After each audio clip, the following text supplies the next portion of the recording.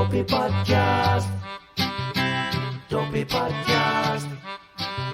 Well, now is the time for the Dopey Podcast, where you call in and put all your life on blast, and you call in and talk about your past, because your life was furious, hardcore and fast. So now is the time for the Dopey Podcast. Dopey Podcast. It's the Dopey Podcast, the Dopey Podcast, yo.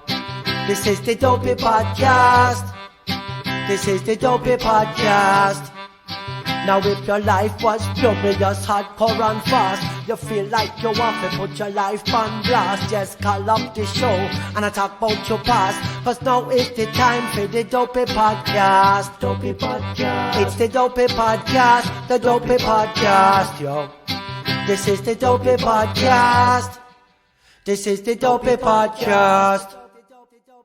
This episode of Dopey is brought to you by our good friends at Aloe Recovery, located in sunny Southern California, in Silver Lake, in Malibu, and Western Los Angeles. Aloe was created by our friend Bob Forrest and his friends Evan, Jared, and Bob to create a rehab that treats alcoholics and addicts with compassion and connection rather than control. They saw how other systems failed people like us, and they wanted to make a better place. They have decades and decades and decades of experience in treating drug addiction and co-occurring mental health disorders, including severe mental illness. They make sure the detox is as comfortable as possible. They have amenities you wouldn't believe, including surfing, sound bath meditation, equine therapy, and of course, the potentially spiritually transformative sweat lodge.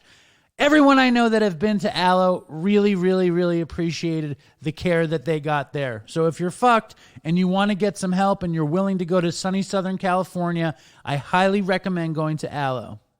This episode of Dopey is also brought to you by 7thankyous.com, and it's the number 7thankyous.com.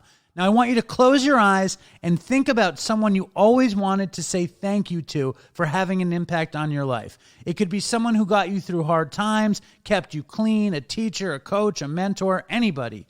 7thankyous.com will find that person, provide the easiest way for you to record a thank you video on their website, and produce a heartfelt, professional, and polished video to be sent to that special person you want to say thank you to. It's an amazing gift of gratitude that people would never forget. So you go to 7thankyous.com, and that's the number 7thankyous.com. Go now and give this incredibly unique gift of gratitude by creating a special personalized video for any of these people to receive. Again, that's the number 7thankyous.com. Send the gift of gratitude. This episode of Dopey is also sponsored by our very good friends at SoberLink. At SoberLink, somebody cares about your recovery. Unfortunately, relapse is so common, especially when it comes to alcohol, because it is widely available and highly prevalent in many social settings. That's why having true accountability and a deterrent from drinking is so important for staying sober. SoberLink has been empowering and helping people with alcohol use disorder since 2011 and is trusted by hundreds of treatment facilities. The SoberLink system consists of a portable handheld device that documents proof of sobriety in real time, keeping you connected to your family, friends, sponsor, treatment professional, recovery coach, or anyone else who worries about your well-being. As an exclusive offer to our listeners, email info@soberlink.com and mention Dopey for $50 off your first device. You do it for that someone who cares. Let SoberLink help you to stay off of the sauce. And you can also check them out at soberlink.com/dopey to save the $50. This episode of Dopey is also brought to you by our friends at Clean Cause Delicious Yerba Mate Clean Cause. It is an amazing, sparkling beverage. Have you ever tried yerba mate? It has got a certain tangy deliciousness that I can't describe, except that it's delicious and tangy. They are certified USDA organic, and they offer low and zero-calorie options.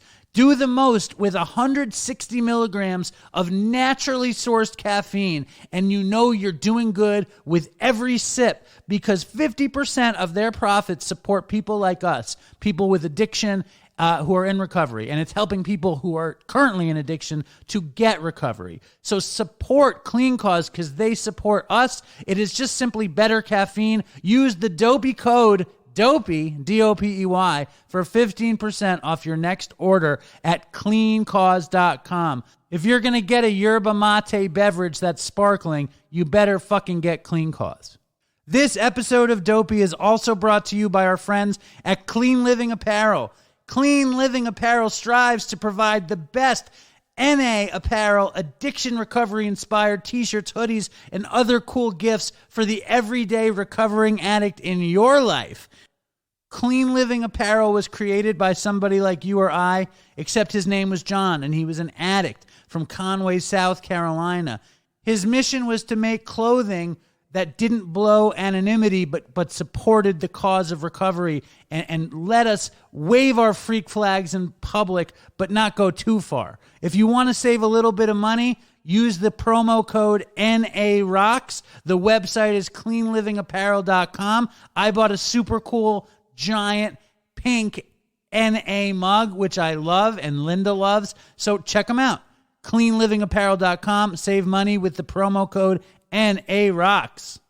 And finally, this episode of Dopey is brought to you by you guys in the Dopey Nation through the power and passion of Dopey Patreon. Please check out Dopey Patreon. It's www.patreon.com/Dopey Podcast.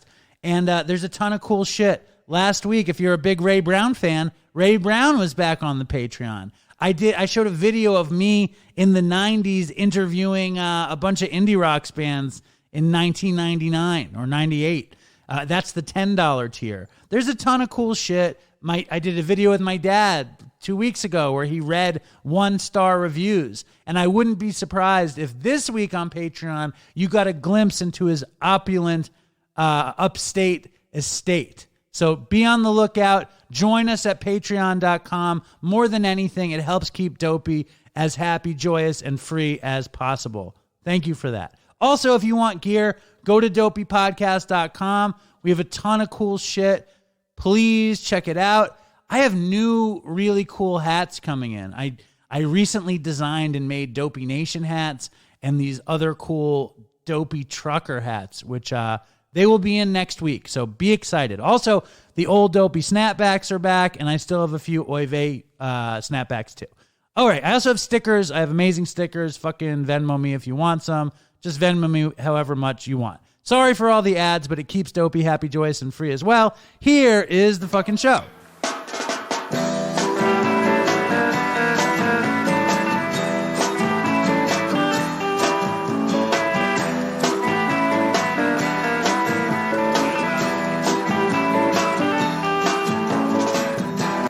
Hello and welcome to Dopey, the podcast on drugs, addiction, and dumb shit.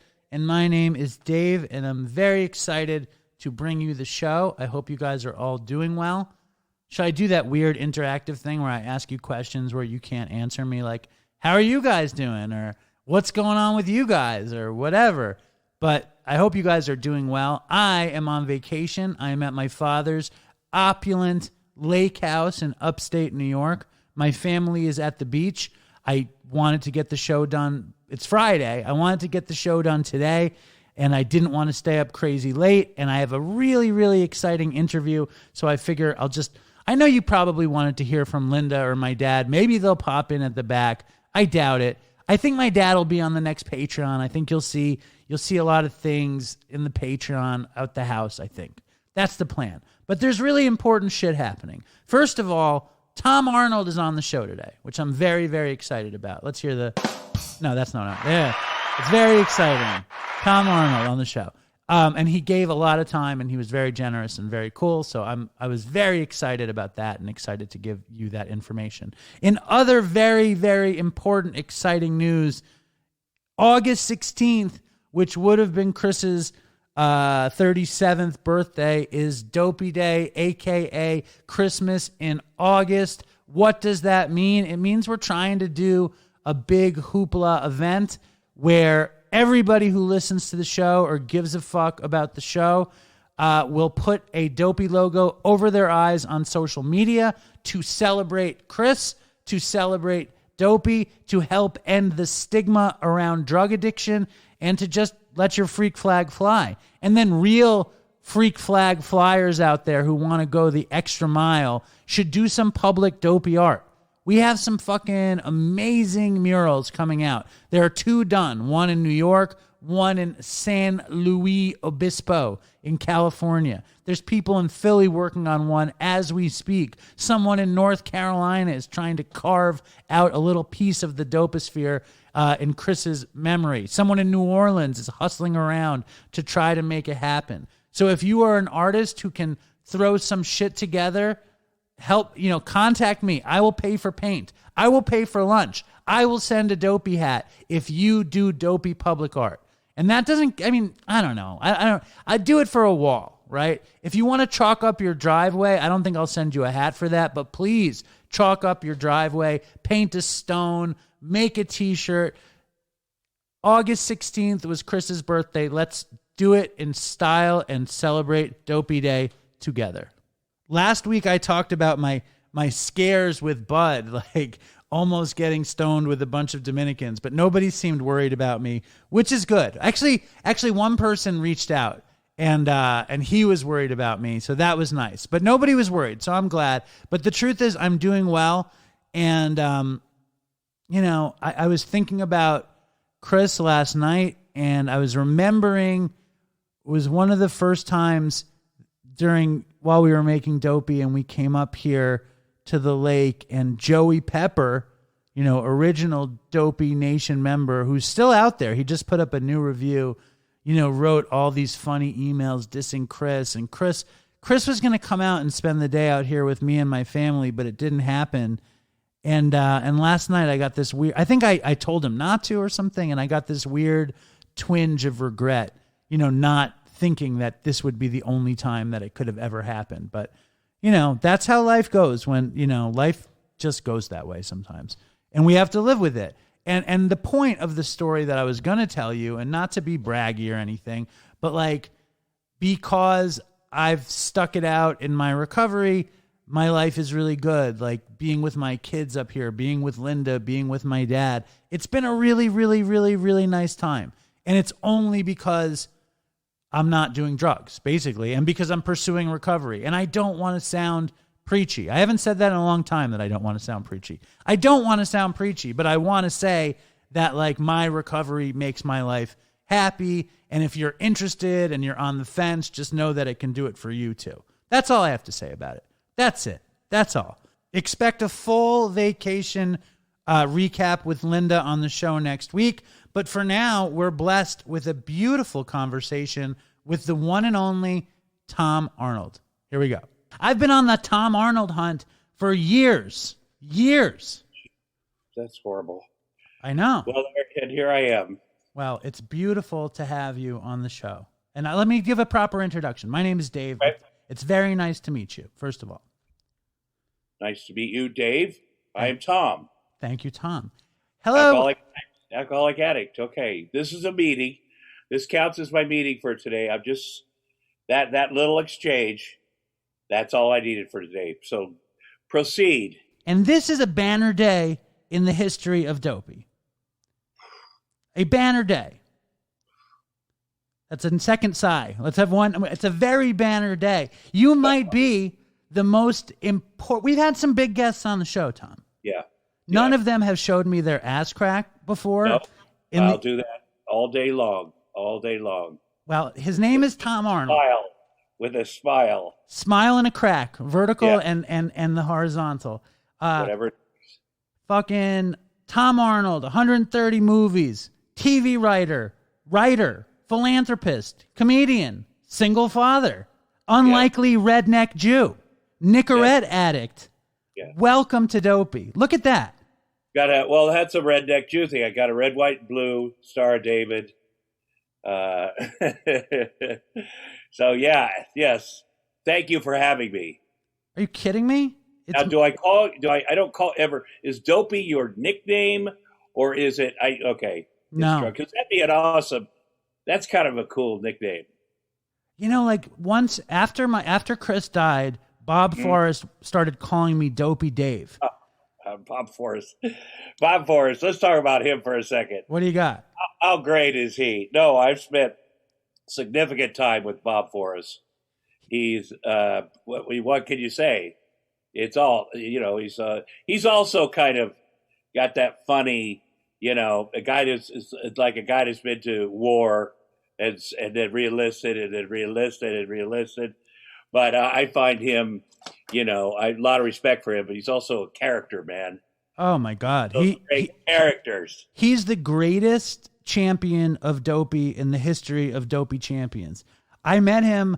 I was a waiter at Katz's Deli for 1,000,000 years in Manhattan, and I'm getting French fries, and I see this big, tall, skinny guy with a hat, and I'm like, that looks like Bob Forrest. And I go and I serve some tables, and I run back, and it's Bob Forrest, and he agreed to come on the show. And my partner had been treated by him in rehab.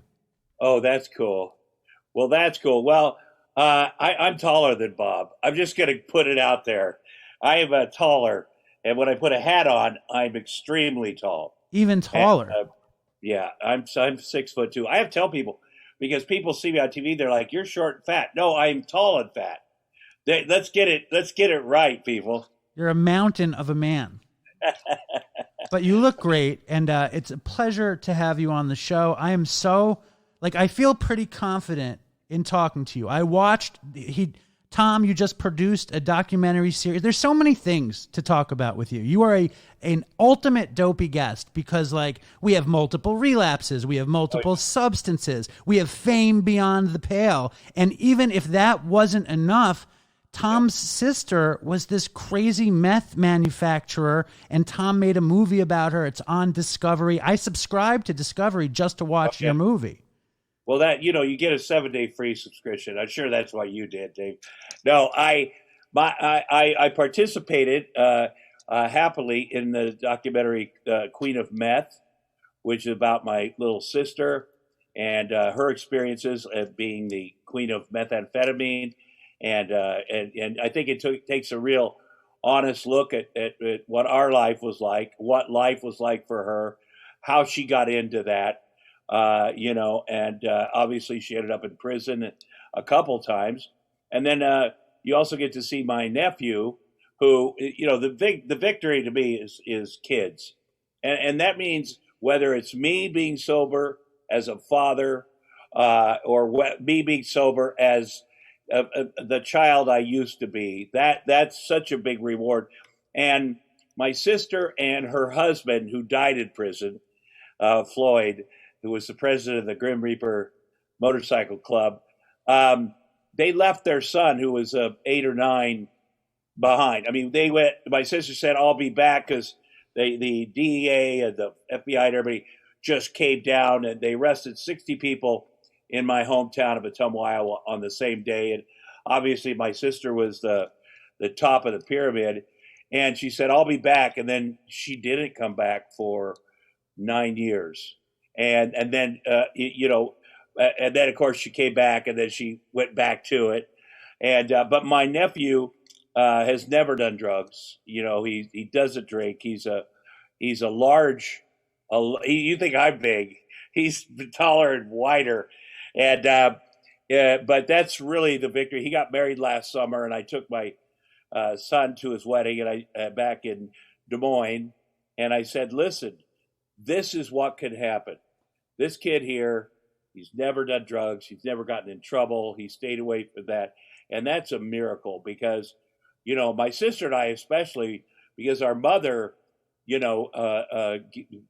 gave us alcohol and drugs, and really gave my sister her first drugs, and then made her marry a pedophile rapist at 14. So until we both decided to move in with our mother, who did not raise us, I did it because I was 15 and I wanted to fucking party. And I knew there's no rules. I wanted to grow my hair down to my butt and party and have no rules. And I knew that, but I didn't go, oh, I want to live with my mom. I knew she wasn't. I mean, I knew, but my sister, unfortunately, and this is something I try to do with my kids. When there's a divorce, when there's a situation, if one parent is acting inappropriately, I think the old school thing is to take the high road. And my dad certainly did that. My mom would come over wasted, and he'd laugh and he'd chuckle. And I know he thought in his heart of hearts that's the best thing to do. He never said a bad word about my mother. But I also was aware from the time I was 4, like, she's not. I don't know what she does, but she's not a mother. And my sister, though, I was 4, my sister was 3, my brother was 1 when my mom left. My sister idolized her, and that really. My sister had a great life until she was 14. She was a great student, athlete, living with by then my dad and my stepmother, who was our next door neighbor, of course, in Iowa. We're such rednecks. And but the moment she got with my mom, and I was living there, I'd moved it before Lori. They were like best friends. They were like, some emotional incest shit going on. She gave Lori her drugs. And then she ends up making him marry this 23-year-old serial pedophile. But in the movie, when she meets the serial pedophile, it almost sounds like it's like romantic at first. Like it's not like it was her boyfriend, and that was how Lori told the story, right? In the movie. Yeah. That's how Lori tells stories. Right. She's I love her unconditionally, but she has and it's been a long time for her to come to terms with what kind of a mother she had. And my thing is, in the series there is 3 episodes. You can watch it all at once. But, I was mad at my mom not for leaving, but I was mad at her because that was the best thing she could do. That to go, hey, listen, I'm an alcoholic. I'm an addict. Dad isn't. And he is solid. And I'm gonna leave these kids with him. That was the greatest gift she could ever give me. And my dad was 22, by the way. He's 22. I'm 4, my sister's 3, my brother's 1. And I think about that a lot as an older father, about how, wow, I think things like, wow, when I got arrested a lot, more than my sister. It's just that her worse, much worse. Bigger. Yeah, and, I get in fights with cops and arrested. This is when I was 14 years old. It's just a different place where I grew up. And, I'd always say, people say, well, how does that make your dad feel? He had to bail me out of jail naked once. I said, oh, he doesn't care. But the second I had kids, I realized, oh, he cared. Of course. Well, I got a million questions. But how did you wind up in jail naked first? Well, I was working at the meatpacking plant on the kill floor of the Hormel meatpacking plant out of high school to save money for college, and I also had started going to community college, which is a lifesaver, and I would work nights and then go to school all day, and that was the best I ever did in college all the way through, and then one day I kept feeling I'm missing out on the college experience. All my friends had left Tummo, Iowa, and went to Iowa City, to the University of Iowa, which was my goal. And I just thought, I'm missing the college experience. You know how there's always something missing. And so I called in sick to work, and then we had a college party. Now, it was a community college party, so it got over about 8, and the average age of the person there was like 64. And so I was like, yeah, that doesn't do it. I took a night off work. We got to do some college shit. And so streaking used to be a thing, and it was a thing in America in like 1972. It got to Iowa in 1980 something. Okay. And so I said, let's go run naked through Mr. Quick's. That's our fast food place. And we did, but there wasn't anybody there. Like, we jumped up on tables, me and Mike Bo. And I said, well, we went to the diner. There's no one in a small town. And then I said, wait a minute. On the way back to the dorm, I said, I got the place, Jefferson Square Manor, the old folks home. Okay. Because I know people are there. And I don't mean the oldies. I mean the nurses Yes. who were our friends. And boy, won't they be happy to see us, right? it. Yes. And it turns out they didn't appreciate it. And the cops had already been called from our last place.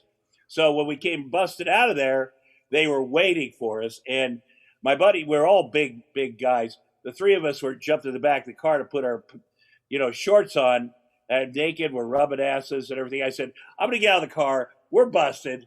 I'm going to get out of the car and put my underwear on like a human being. And the moment I got out of the car, they handcuffed me behind my back. And this is in Ottumwa, Iowa. It was December. It was like not a time to be naked, period. Frigid. And so I got taken to jail. And my dad, who was a pillar of the community. I mean, everybody loved Jack Arnold. He really was. He did the Rotary, the Chamber of Commerce, the cancer. So he did everything, and people really respected him and my grandparents. And so he had to come down to jail again to get me. And he just couldn't ever quite figure it out what my deal was. What was wrong with you? Were you fucked up that night? Were you drunk? Were you high? What were you on? I was fucking drinking. I drank from the time I was 12, and we were very, very, very drunk, and but not drunk enough, as it turns out. But so he comes down the next day and he says, Sheriff Irwin, Tommy, he said that you and Mike and Mo ran naked through the old folks' home, and that's depraved behavior. I knew you're crazy, but I didn't think you'd do anything like that. And I said, Dad, Sheriff Irwin is full of shit. That fucking guy. No, I would not do that to our family name. And then he's like, well, I didn't think so. And then I'm like, can you give me my clothes? The cops were so happy to have me. They put me in the cell and the drug tank naked. Right. Because it's a small town thing. And then you have to fight somebody because you're fucking naked in jail. They're like, why are you naked? Well, fuck you, and then so it was rough. And then I lost my job at the meatpacking plant the next day because if you call in sick to work in a small town and then get arrested for public nudity, it's going to be on the front page of the paper, and then they're going to fire you at Hormel. So it was it was very devastating because I was paying my way through college, and I thought, how am I going to survive? How do I do this? And then I came up with a thing, and this is a part of my ego, which is not the worst thing in the world sometimes to keep you motivated. I had no money, and I thought, well, I'm not going to get my dreams. And then I came up with an idea. I said, what if I walk 20 miles in my underwear in the middle of winter, and people can make pledges? And so I walked 21 miles from Albee, Iowa to Ottumwa, Iowa in my underwear. So it's like an underwear walkathon. Yeah, and I got enough money to go in to finish college. I mean, people in my hometown, man, there and my southeast Iowa and wherever were very supportive. And we had a couple vans that had on NASCAR have all the sponsors on the sides, and my buddies were in the lead van as we're walking. It became a hell of a deal, that walk, and they were drinking, throwing their beer cans at me, and I remember my grandma came out. We were on Highway 34, and I saw her car pull up. My grandma, whatever my mom was, more than made up for by my grandma's. And my grandma Dottie, I see her car pull up, and I'm being filmed and everything. This is the first time I was in the National Enquirer or the New York Times about this college student, this nice college student who was trying to pay his own way to college. And I see my grandma's car pull up, and I'm like, oh no. And she gets out. She's got a full-length mink, very fancy, high heels. And, I'm walking on the side of the road, the gravel, and I see her, and I'm like, oh no, Dottie, no, please, I beg you, don't do this. And then she comes up and walks with me and lets people film it. I'm so proud of Tommy, kissing me. And I was like, I'm dead. I wish I were, because my hope was, well, maybe I'll get the girls at the college will like me more. But then my fucking grandmother, and she came up, and I was like, afraid she was going to fall. But that's just how. That's love. It is unconditional love, man. That woman. And I think about that a lot, so I certainly didn't miss out on that in my life. I feel like from that story, like that's when I would know if I was you that you were destined for great things. I mean, that's a serious moment, like that you're willing to take that kind of chance, and it worked. Like I wouldn't imagine that people would pay you to do it, and it's a spectacle, and you're the star, and your grandma is right there with you. I think. Yeah. Well, I never did drugs till I got out of high school, because where I grew up, you either drank or you did drugs. You were either a redneck or you were a greaser. And, our football coach he was also our gym coach in high school. He would just throw 6 balls out in the middle of us. He'd divide us up, rednecks, greasers, and then just go at it with, a bombardment, he called it, but it's dodgeball, just brutal. But I thought to myself, I'm better than those people, because those people, they do drugs, they smoke pot, they do those things. I just get very drunk almost every night. We do that. And soon after high school, I realized, I started trying different drugs and liking them, quite frankly. And then I spent years trying to figure out the right blend, how much cocaine with how much alcohol. And, I was always an addict, and I was always looking for some other feeling than the one I had. And I certainly found that with drugs and alcohol. Now, when did you realize that you resented your mother? Because in the movie, you're fucking screaming at your sister at what a horrible mother she was, and at 15, you're moving in with her so you can party. When does your own resentment sort of arrive in you? Well, I think everybody deep down wishes, and the fact that I hadn't had a mother made me romanticize what that would be like, kids at school, their mothers baked cookies and came to school. I was in love, by the way. My first crushes were always mothers. And I think you romanticize what that would have been like. My mother, I felt like when she died, I didn't go to her funeral. She'd just done a story in the National Enquirer that I was a bad Jew. I mean, that's who she was. And her 7th husband, who was the chief of police in our town, who I did not like. He did not like me. He liked my sister, ironically, because the cops worked for her. But, after she died, I mean, he was engaged by the time she died. I mean, she went in the hospital for a little while. He was already engaged and moving on. So what I did was I worked with my therapist and my sober friends, and I wrote a note that I went in the day after I went to where she was buried, and I read that to her. The things I was mad about over here and the things I was grateful for over here, which I highly recommend people do, because it's shocking what you're grateful for. And I was grateful. I was mad about this and that, but I was grateful that she did give us to our dad. And they'd gone to court, and back then the father never won. And the day after I was supposed to go on the stand and basically say, who do you love more, your dad or your mom? And my dad said, I can't do that. And he gave up. And the next day, my mom came out to his office and said, here's the keys to the house. They're with a babysitter. They're yours. And really, that couldn't have been an easy thing to do. I just know as a parent. But I was grateful about that. So I thanked her. And then her husband, like I said, was already engaged. I ended up bill back and forth and had to pay him off to get her remains, because they have it in our cemetery. They have you and your husband, they assume people are going to be married forever, which is also insane. And so I paid him some money and went back in court and moved her remains back to the cemetery, as you see in the movie, with her parents. And she'd been married 7 times, but I gave her back her maiden name, because I just thought of her as a kid.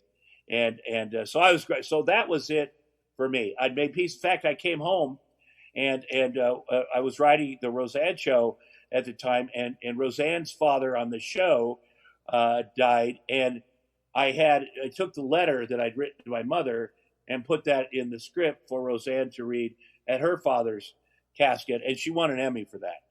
She made it, she doodled with it to make it her own. But that was satisfying as a artist, I guess, too, because it was so real. And everything that's was real on that show was real, or in whatever you do, and that meant a lot to me.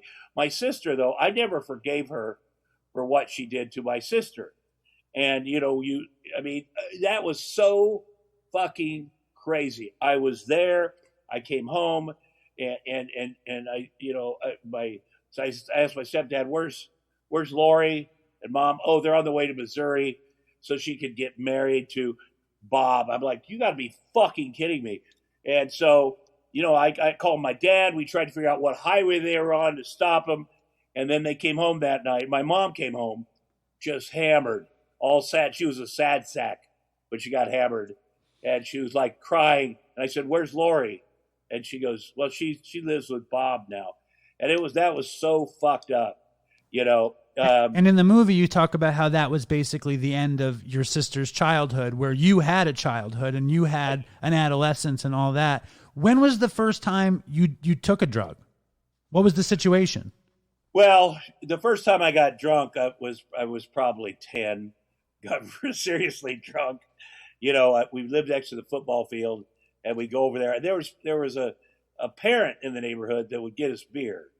But he was this classic drunk where he also talked about him racing in the Indianapolis 500, which, of course, when you're 10, you believe this fucking maniac.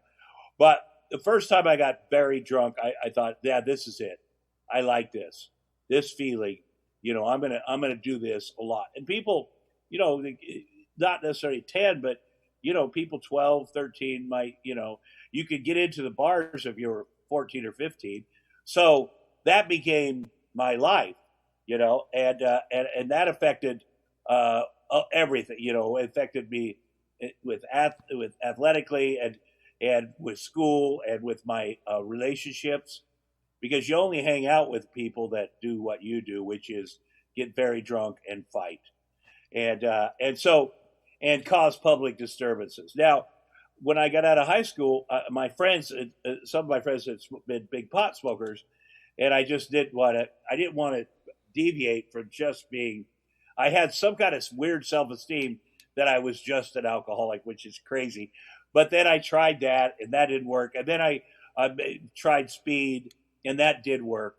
And working at the meatpacking plant, let me tell you, there's a lot of fuckers on drugs, because you're working 14-hour days, and you're slaughtering 6,000 hogs a day in on the kill floor, and it's a job that you should talk to someone about. But I did that, and then I started comedy at the University of Iowa, and I went up to Minneapolis, and somebody said, one of the bookers, "Here's some cocaine," and they handed me a bindle, and I said, "Go in the bathroom and snort this," and I came back and did, and they said, "Okay, where's the?" No, I said, "Well, I did it all, of course." "Oh no, I'll buy some more. Don't worry." And really, for 5 or 6 years, that just escalated until I was realized, well, I'm going to be dead, but I didn't realize it like day one, or I realized it after I'd been in the hospital, after I'd been in Van Nuys Psych, after I had a nosebleed. Just when all these things happened, I got all this advice. I started going in 1986.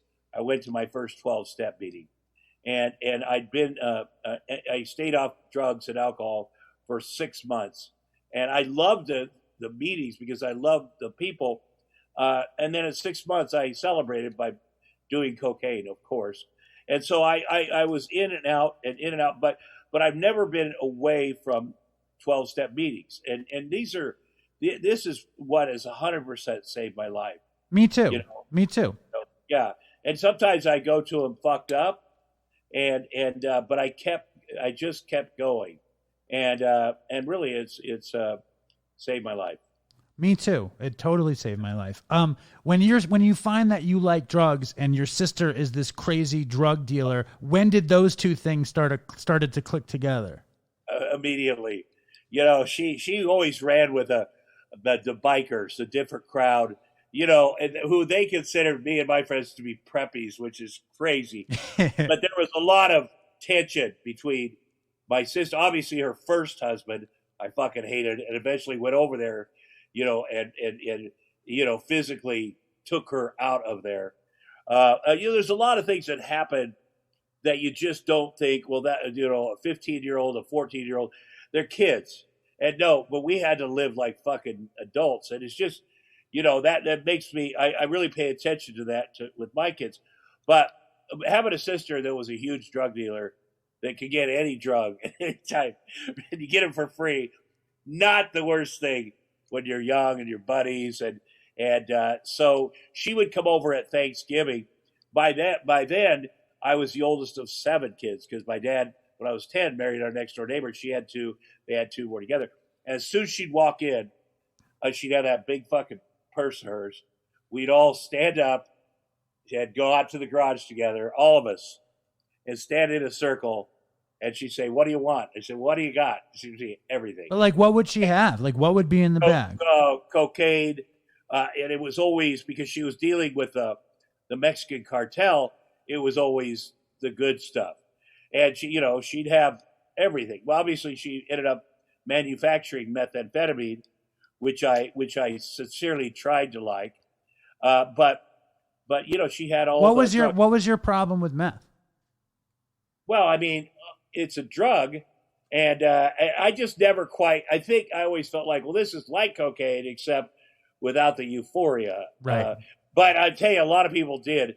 And if you were fucking wasted, there was a way to get straight in my mind. And but I know I did it. I said I had a problem with it. I did it anyway, especially when I couldn't find cocaine. But, a lot of people to this day, as you know, they like it. And she prided herself, and you hear this, and they're about making clean methamphetamine and how it being safe. And I realized that because I had been arrested for 7 times for my things, including, unfortunately, 3 drunk drivings out of the 150 times I drove drunk.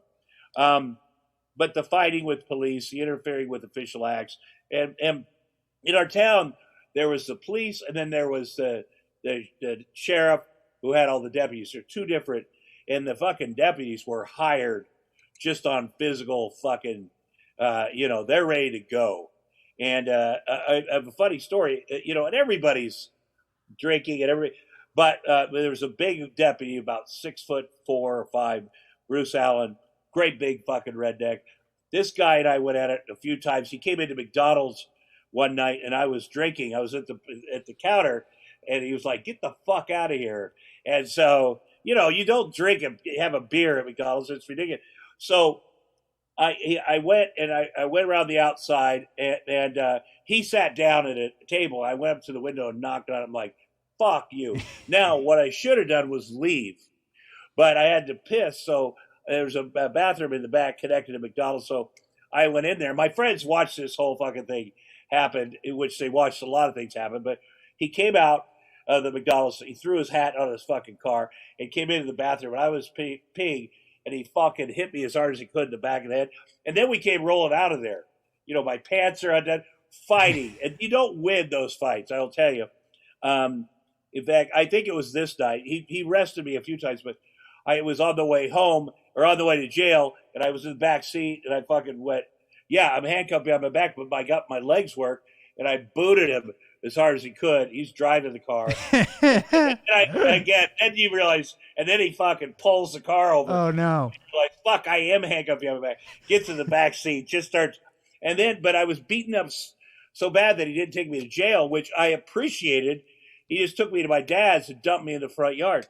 And I have to say this, too, in his defense. And I can't imagine dealing with addicts and alcoholics who are fucking abusive. And the week after this happened, the University of Iowa played a football game in Atlanta, Georgia, at the old, was it the Fulton County Stadium? We played University of Tennessee in the Peach Bowl. I'm a huge Iowa Hawkeye fan. People are where I'm from. I got to my seat at this fucking stadium in Atlanta, and that motherfucker was next to me. He was fucking big Rosanne. And, but we were there, it was like the Roadrunner and the Coyote. We were off the books and we were fucking high-fiving for the team. And, there was it wasn't like, yeah, I'm going to fight him here. It was like, oh no, we're part of the same team. Now we know who we are. Now let me say this: I'm a Jewish person, right? Yeah. I grew up in New York City. I work at this ridiculous Jewish deli. Whatever. I've never fought. I'm fearful of Grim Reaper motorcycle gangs, and I've never fought with cops. And this is not the resume of a normal, nice Jewish boy. Describe the. I mean, of course, I'm a heroin addict too, and I've done my share of shit. Tell me. I know my father is going to be listening to this podcast. He's going to be like, how is Tom Arnold Jewish? I don't understand. Can you help me with that? Well, you're the toughest Jew in the world, by the way. Yeah. Well, there are a lot of tough Jews where I come from. I'm going to tell you, we'd always say there's just not enough Jews to hate. Let's just keep it. The high holy days were in the back of Arnie Siegel's Western wear. I'm not shitting you at all. And then they'd have a rabbi come down from Des Moines. But my mother, it's the most Jewish you can be. My mother is Jewish. And my grandfather worked at the meatpacking plant, too. I worked at a pork processing plant. It's just what you did. You worked in the garment business. It's the same thing. Everybody came over from Eastern Europe. And it just so happened the two Cohen sisters came to Eastern Iowa. Been my great-grandmas. My grandfather was a meat inspector also in Queens. Oh yeah, yeah. So well, we do make great meat. Yeah. I have to say that. But you just kind of did. There was a sort of a secret society. In my town where you just my grandpa went to work for Eli Roseman, and they all kind of it just wasn't. People weren't. They didn't have any Star of David belt buckles or any shit like that. But they looked out for each other, and I think that's that's important. In fact, after my grandmother passed away, somebody brought me a book, and it was a book, the history of us, the Jews that lived there, and it was very significant, and it meant a lot to me because at the time, I was married to Rosanne, and my stepson was 12, and he was starting to study for his bar mitzvah. And what I ended up doing was studying with him. I think that's where people think I converted. But I just wanted to refresh my memory. And I was also like the woman, my cousin from 2 doors down, brought me this secret book. And that's very funny to me, too. But I think, in a town like that, there is anti-Semitism. There's obviously racism and xenophobia. And, I always thought they're just, anytime someone came, like a foreign exchange student, the people of my generation just worshiped them. No matter where they're from, they had to be better than us. Because they were different. It was like, oh my God, someone who's not like the rest of them kind of thing. Exactly. Right. And exactly. And even a kid came from Israel, and even the Jews were like, oh my God, he's the real thing. But it was, and I've known kids that have grown up, the black kids that I'm friends with and their families. And, it was pretty divided too. It's divided between people that fucking hated the redneck white trash racists or the white trash redneck racists. What I learned, and we were obviously part of the hater. I mean, it was a physical thing, but what I learned later in life is there's other kinds, and I learned this at Iowa City at the University of Iowa. There's kinds of racism I hadn't even considered. I just considered, the Klansmen in the family, those guys are racist. Like, they're the worst of the worst, and they're so stupid. They're so fucking stupid. They're just idiots. And you're embarrassed about that they're from your town, and you you hate them for being idiots. And, you're willing to do whatever it takes. But then as you get a little older, you realize, there's all kinds of. You don't hate them. You don't hate them for being idiots. You hate them for being pieces of shit. You feel sorry for them for being idiots, right? But they're such trash. Oh, yeah. You hate them also for that. Okay. Especially when you're younger, you're like. Yeah, fuck that. I get it. And you make that very known. but it is different. I mean, every time you have something different, like being a Jew from, that works in a pork processing plant or whatever it takes, anytime, because I'm an addict and alcoholic, anything that makes me feel like the other, is something that you kind of glom onto because of the terminal uniqueness of being Tom Arnold. So eventually you realize, I can't get away with that because there are fucking millions of people that are exactly like me. Right. That get whatever I'm done or whatever I think. Oh no, they're like, yeah, I've done that too, and I thought that too, and that's the part of the great thing about sobriety is also the rigorous honesty that in all areas of your life, people are like, well, I just want to not drink or use drugs, which is fucking great. And some people, as you know, they get drunk once in high school and then that's it. Sure. Or they get arrested one time and that's it. Whereas people like me, and me, it takes a lot.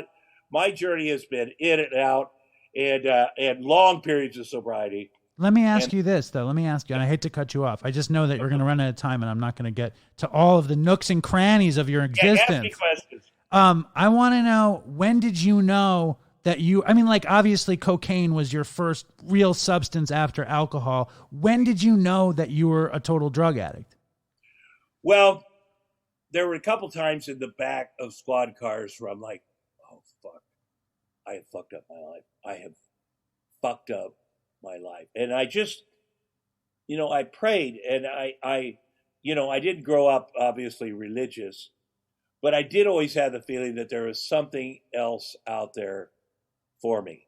And if I could just hold on, if I could just get it together, you call that God, I'm going to call that God, that there was something better. And when I moved to LA in 1988 to write the Rosanne show, Rosanne and I, who we met in 1983, and I was 23 and she was 30, and then we met. And this was before she was famous. She was a very good comedian from Denver and came, and I opened up for her in Minneapolis, and we hit it off. And the first time we met, we went out partying all night. We stole the MC's car. And really our relationship for years was, besides me writing jokes for her for TV, but we'd get together on the road and fucking just do it up. So when I moved to LA, I came out there with my fiance from Minneapolis because and pretty soon Rosanne said, "Hey, do you get fucked up all the time? Do you do cocaine and drink?" And I was like, "Yeah." She goes, "Well, that's bad." I go, "Is it?" And she goes, "No, you can't." I said, because I thought that's what we always did when we were together. I thought I could be honest with you about this. And also, as soon as I moved to LA, the first day I went to a bar and met a huge drug dealer and I kept thinking, well, now I have a job writing on television, which is a lot of money, much more money I've ever made. And I met a drug dealer who could sell me a quarter pound of coke, which is a much better deal. I don't know if that's the Jew in me. I've got to buy it by quantity. Of course. I'm really doing myself a disservice. Yes. And it was helpful in a way that I had so much cocaine. And once I realized I had to hide it from my best friend, then it got into the thing, it just, I descended quickly. And then in 1989, Rosanne and I become a couple, and we're getting ready to get married at the beginning of 1990, like in January. And I came home one night and I couldn't get in the gate, and I couldn't remember the code. I was all fucked up, and I was having to drive around Benedict Canyon there, Beverly Hills, and there was no cell service. And finally, I got a hold of her, and by the way, the code was my birthday. Perfect. I got a hold of her, and then I said, I can't get in. I came back down from Mulholland, and I parked there, and I saw her car driving down. We had a big, long driveway. And I was like, I know what's going to fucking happen. She's going to get out of the car. She's going to punch me in the face. It's going to be like always. And, I deserve that. But anyway, she gets out of the car in the middle of the street and comes over, and I'm ready to take a a blow, and she hugs me, and it was it just it broke through all the bullshit. I could feel that. It's that moment of clarity. And so she said, "I just want you to come home." And so I came back in, and of course, when she went to sleep, I came back and did the rest of my blow. But I realized, no, I've got to, because I also had stepkids. So I got myself in a cab and went to rehab. And my kids went too, which is the funny part. But I just knew I had to do this. This was, yeah. Now, when I got there, my brain is, working overtime. And what my job on day one was to walk down to the pharmacy to get the newspapers. And I saw in the papers, this is the first week there, that I was getting a divorce. It was all over the tabloids: cocaine, Tom Arnold, divorce, fired. And I saw it on the news. And so I went back up and I really thought about it. And somebody said, because I thought, well, if I could just convince her that I was sober, or people, I wanted to convince people, strangers, and so you could keep getting away with it, basically. Yeah.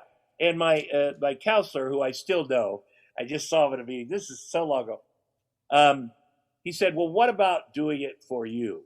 What do you deserve? What do you deserve?" I really had never thought about that. And so he said, "What is the Tommy, the kid you were?" And so I took a picture of myself when I was 4. I had a picture, and I carried it with me everywhere because I did not like this guy. And I still have issues with that sometimes. But I loved my 4-year-old son. I loved that kid. And he deserved to be sober. He deserved to have a good life. And nobody was watching out for him, really. And I said, I'm gonna do that. I convinced myself. And on my 8th day in that rehab, and it wasn't my first, but my 8th day, I called up Rosanne and said, "Listen, I love you. I appreciate you.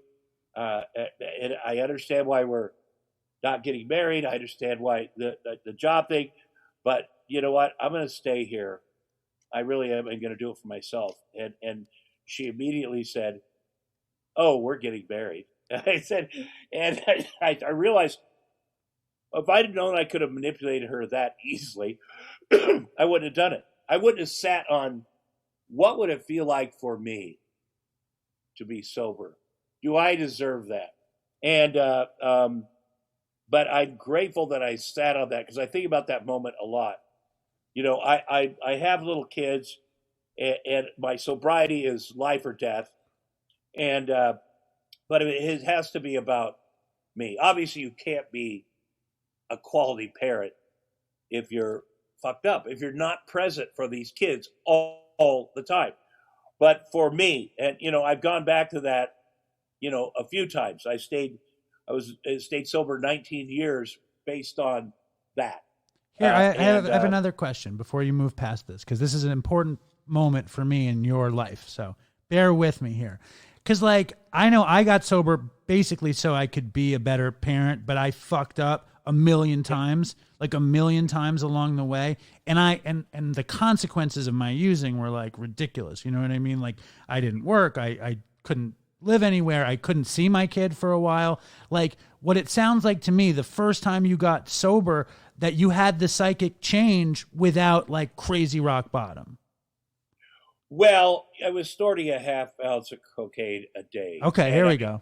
Was having, when you don't sleep, let's say you don't sleep and you're not on drugs. You don't sleep for 5 days.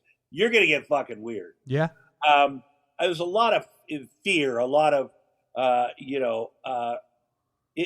don't know. It helped that I'd been arrested before I'd had these other things. I'd lost things, but really to Rosanne's credit, for me to lose my job, my fiance, my stepkids in one day. And, I'd always been, I wasn't as close to my family. I wasn't, especially once I started being such a drug addict, and it really felt alone. And that was definitely a bottom, a big bottom. And I really worked at it. And I got in with great people who I'm still, I started a meeting at my house in 1990 that's still going on. And but I got careless, and later in life, I've been married, divorced 4 times, and I don't know, and I finally had kids at 54, but I got careless.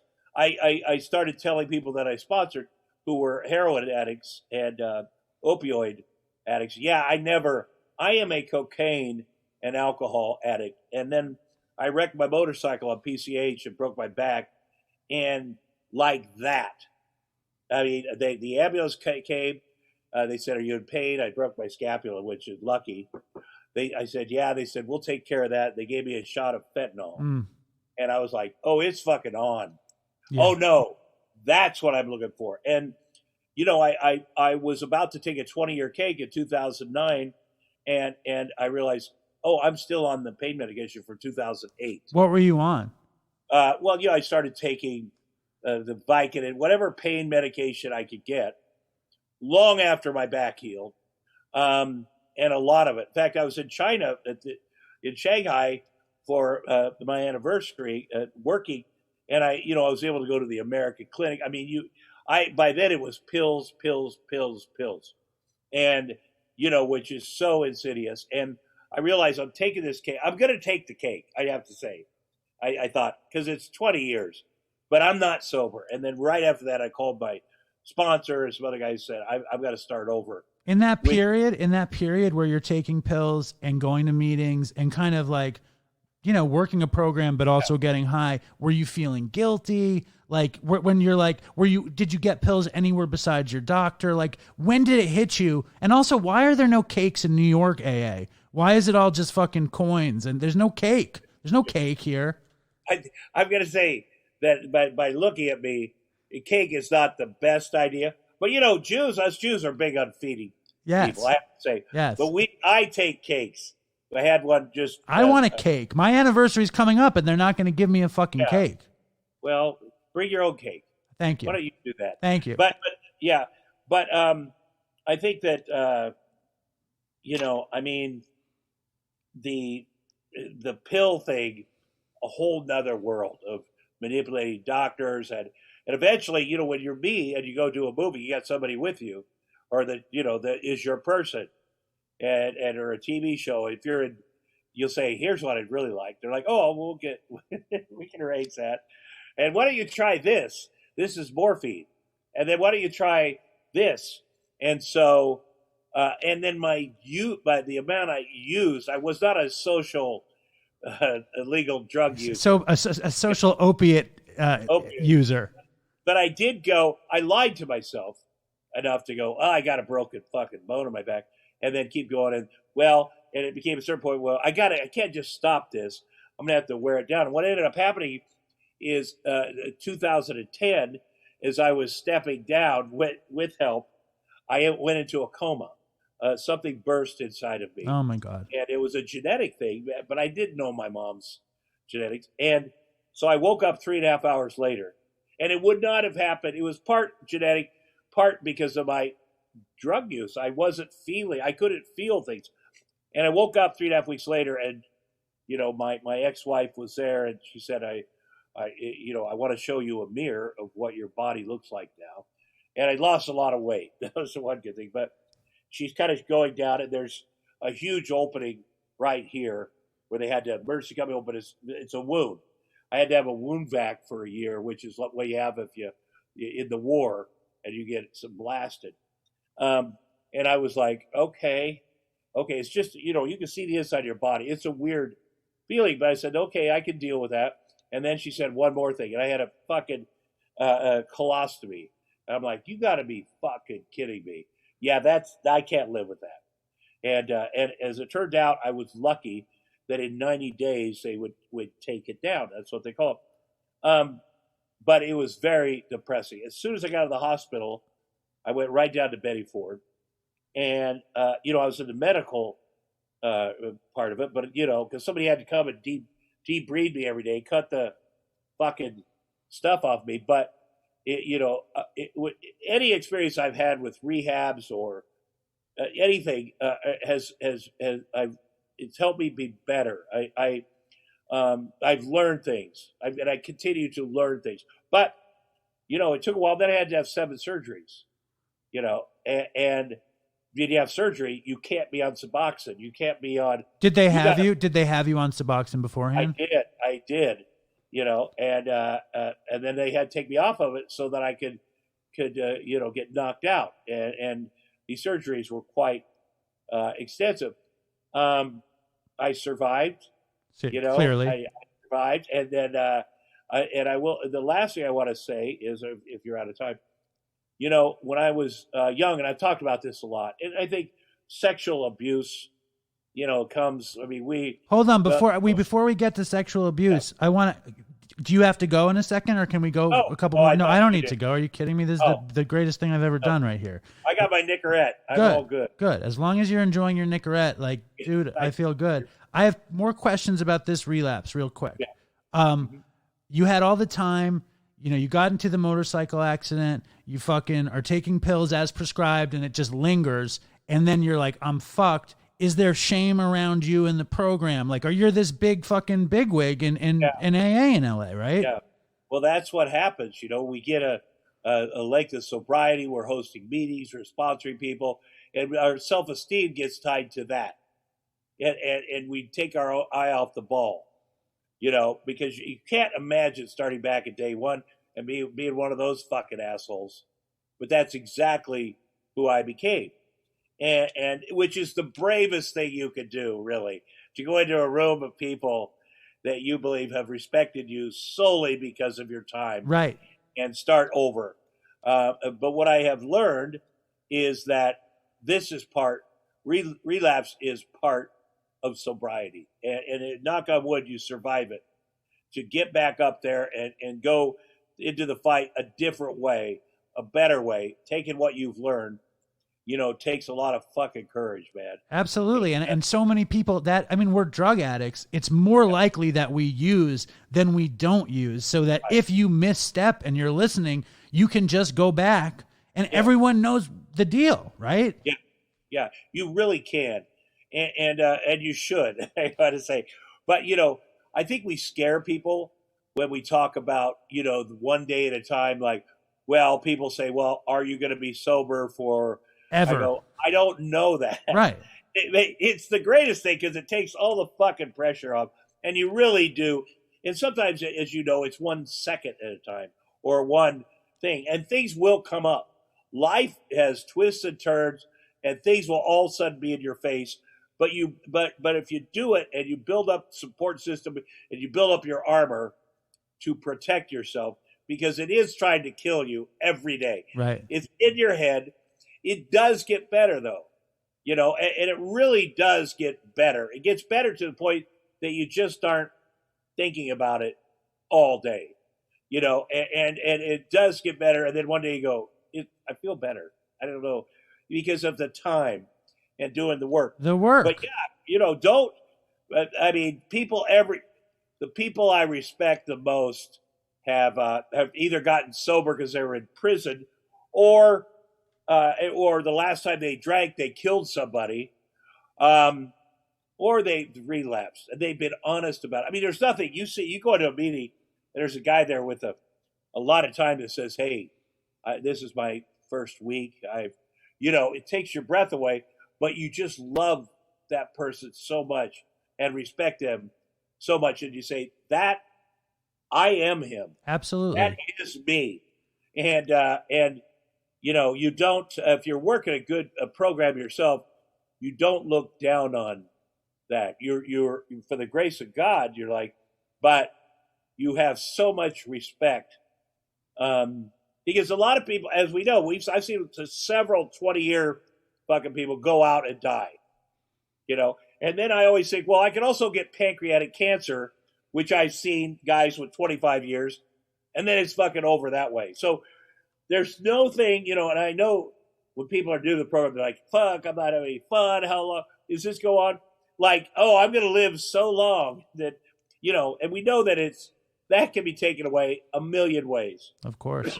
So, let me ask you one more thing. I have another question, because you strike me as, very funny, very sweet, very down to earth, somebody who's done a lot of crazy shit from where you're from, with your sister and the drugs and all this, and you're so vested in 12-step stuff. Was it natural to get to the next right thing and there for the grace of God go I and all of the AA isms? Did it come naturally to you, or did it win you over? For me, I hated it for a long time, and all of a sudden I find myself saying that stuff. Yeah. Well, I think that, I am there.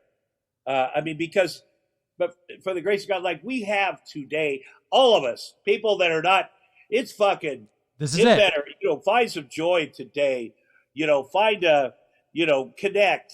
I think that I was with such a great group of people from the 80s that helped me and stuck with that group. And the people that worked with Aerosmith and all of us, we just had such great leaders and people that really knew, and we admired them and did what they said to do. And, that's that foothold. And then I thought, I want to be like them. No, before it was I want to be the fucking crazy actor that fucking parties and does women. And I was like, oh no, I want what they've got. And it does stick with you because people, and I say this about Robin Williams, who I do too, but if I called him at 3 a.m. and said, hey, Robin, there's so-and-so's in trouble, even if he didn't know him, he'd be like, let's go help him. Let's go help him. And I want to be that guy. And I know you sponsored Chris Farley. Yeah. Could normal people be like, will you sponsor me? Or was their celebrity AA different than normal AA? Or was it integrated?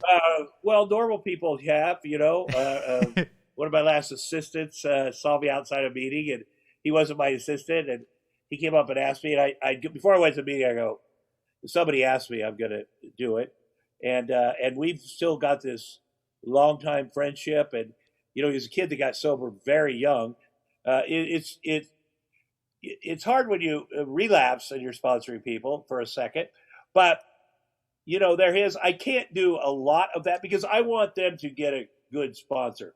I want them to get someone that's in touch with them every day, available, and available. And maybe it's a cop out, but I can only, the guy that sponsors me sponsors 30 people, and he's a very important lawyer. But yet he has the time. He does it, and he's on it. So is it Alan Dershowitz? What's that? Is it Alan Dershowitz? No, it's Jeff McFarland. But Alan Dershowitz. But is he your sponsor? No. I don't want to break your comment. No, I can't. I can't break his anonymity. Bless him.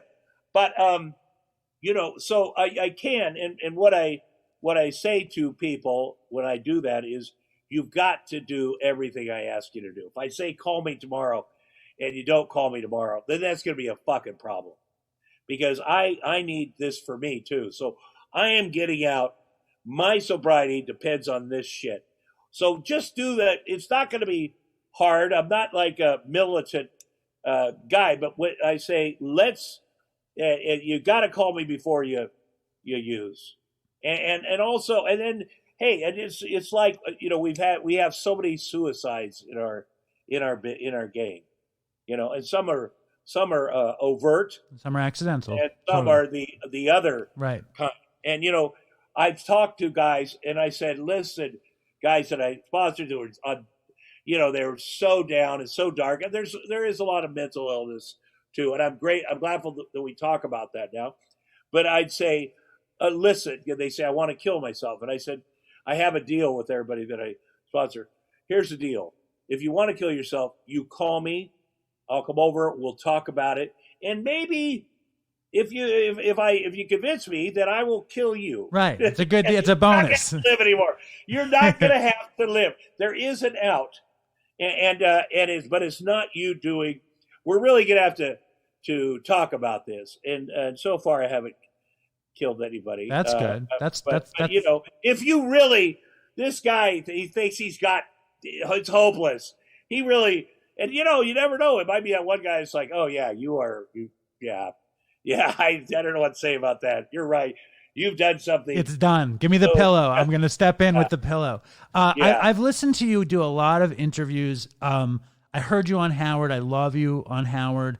And that's where I heard about the whole Chris Farley thing. I think I had heard about it before, but I was wondering, did Chris Farley ask you to sponsor him, or did Lauren say, you're going to fucking sponsor this guy? No. Lauren wanted me to befriend him. He'd done the impression of me, and He's awesome. And we hit it off. Chris Farley and I, he's from Wisconsin. I'm from Iowa. There's so many things we had in common. Food. But, he's a very sweet boy. And you know what? It really, he did his best. It was just that there was no bottom. He went to 17. He was on his way to a 17th rehab. And he worked it when he was in there, man. He worked hard. And the most recent one was this Alabama rehab where it was bare bones.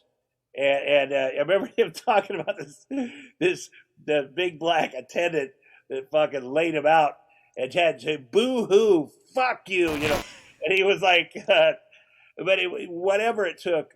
But then he would go back. And, he had several issues.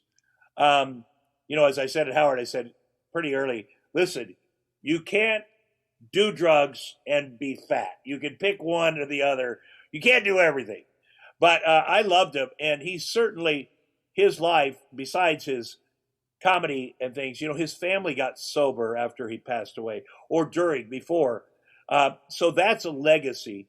And people used to, and I used to be one of these bullshitters. They're like, well, he lived 33 years, 33 great years, like Jesus or whoever. And that's really all, but that's bullshit, because he would have been a great old man. Wow. I would love him to be here with my kids or his kids. And so we need to make ourselves feel better sometimes that people die. And that's natural.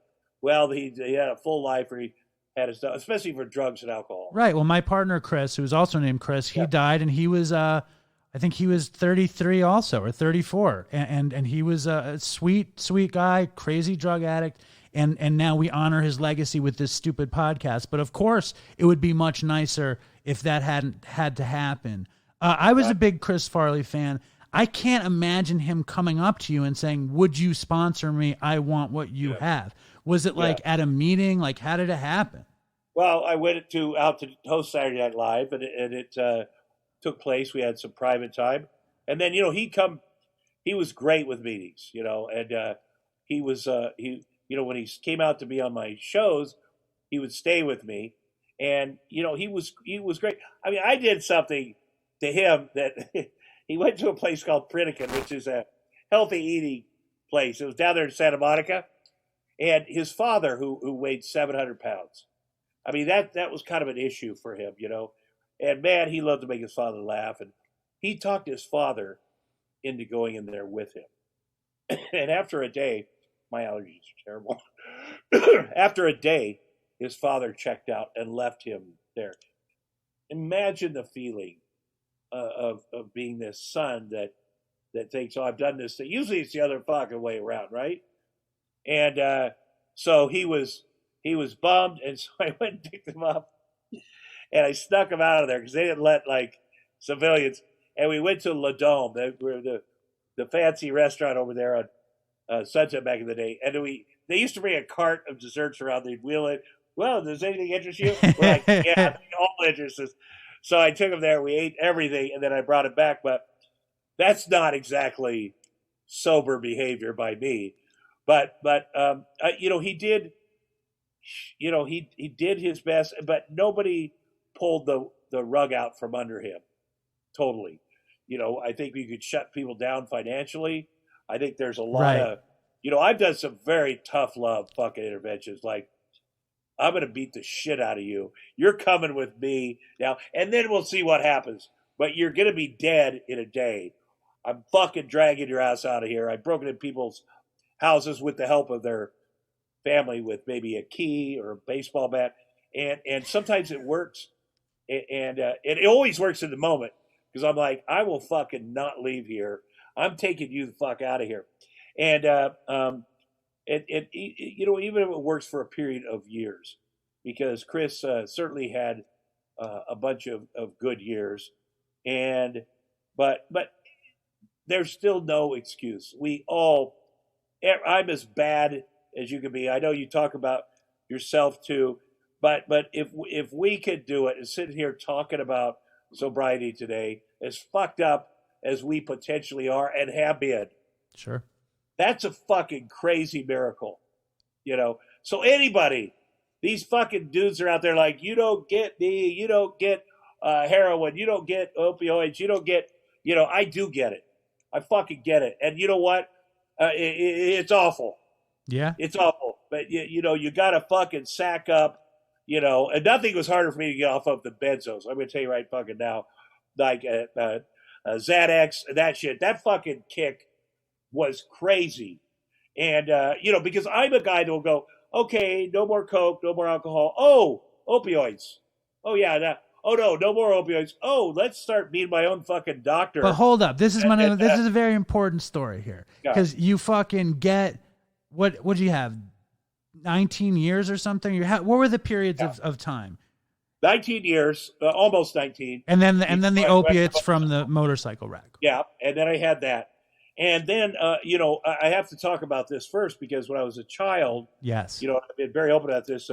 There's a pedophile lived across the street, and bad things happen when you're there's a pedophile. And when I got sober, you know, as I'm putting my life back together, when I first got sober, I realized, oh, that's always been there, that I was raped by this man. Did you remember the whole time? What I read was that it came back to you when you were making that movie, The Gardens of the Night.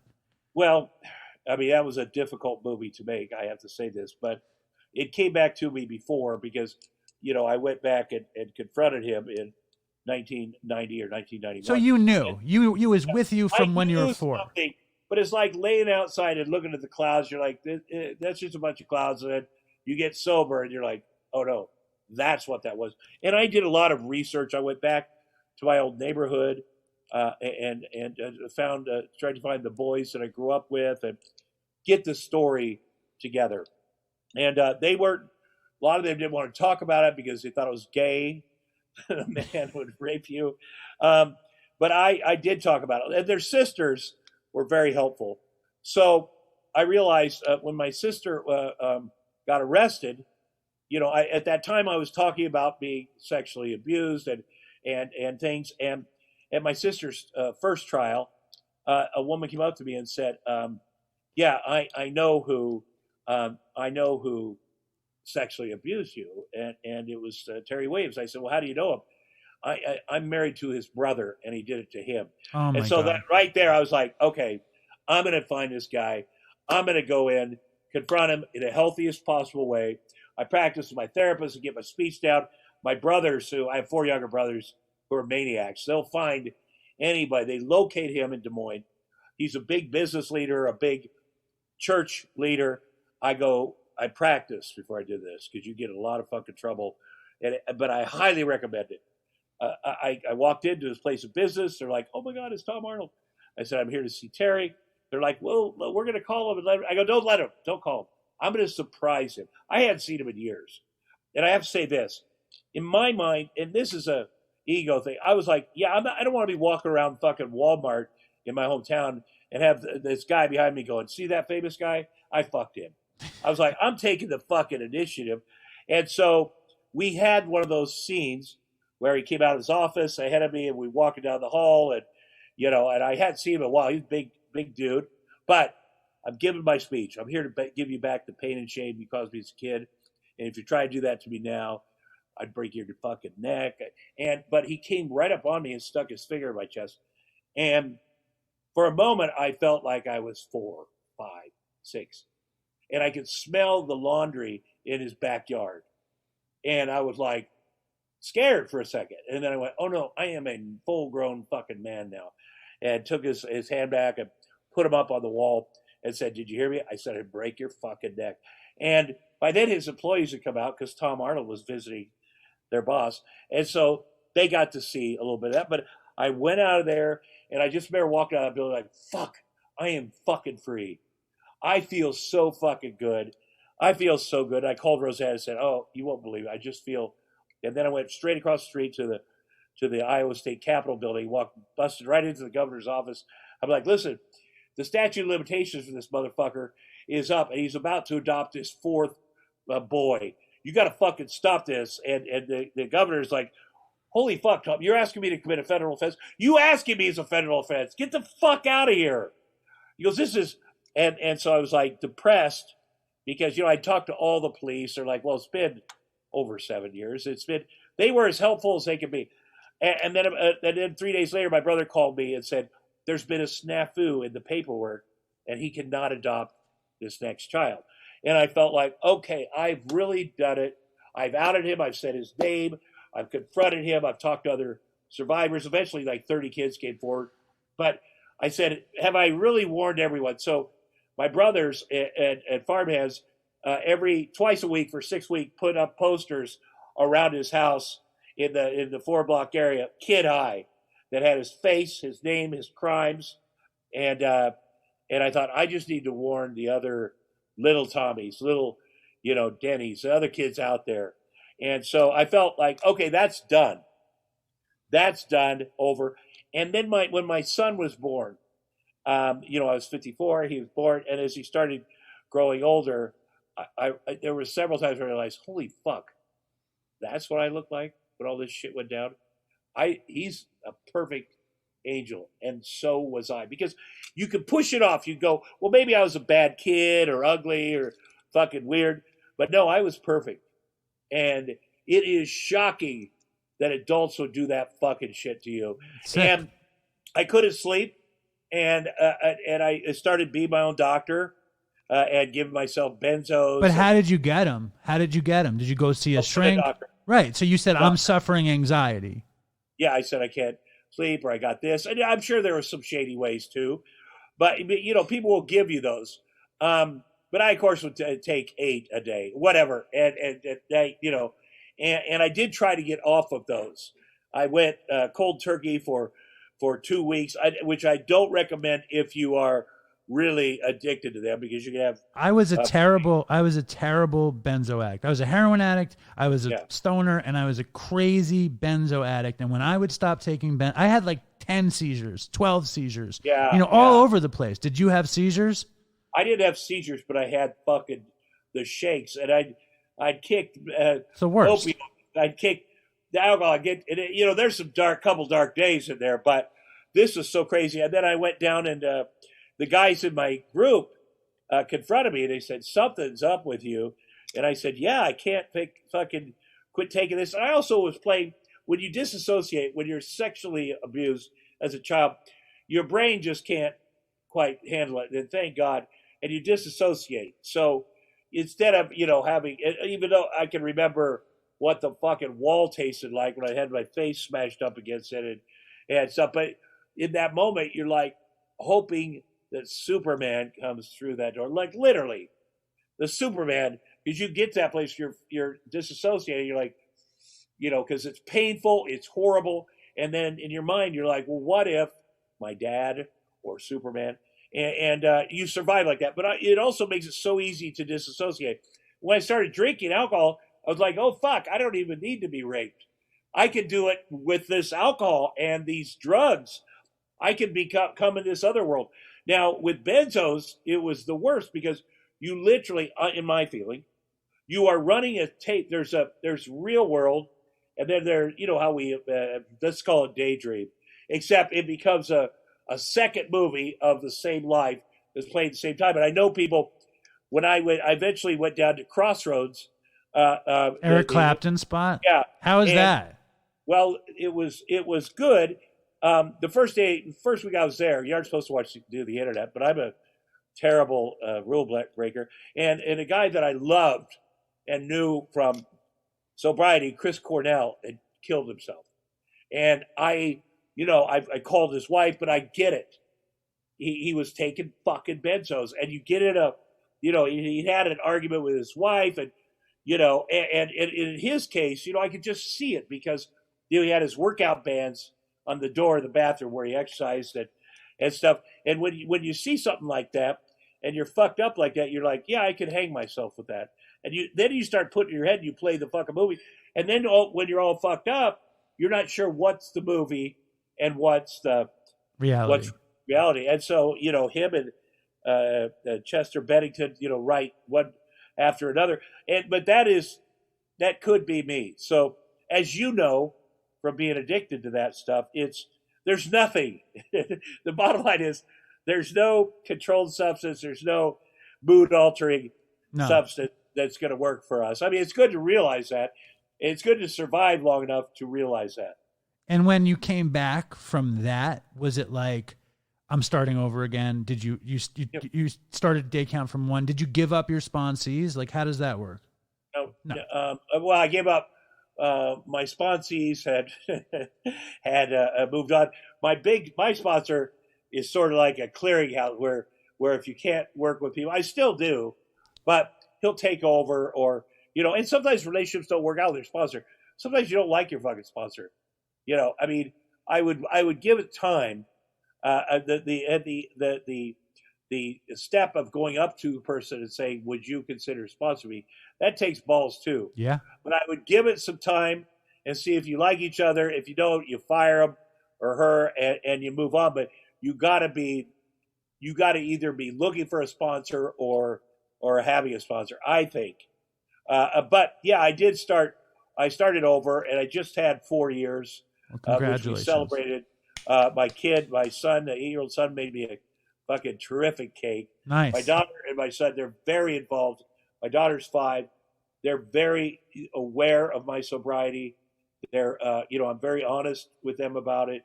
I'd like to say that my son has never seen me not focused, but 4 years ago he was 4, and there was some, with benzos, you think, oh yeah, everything's good, and his mom takes them still, and so there's times when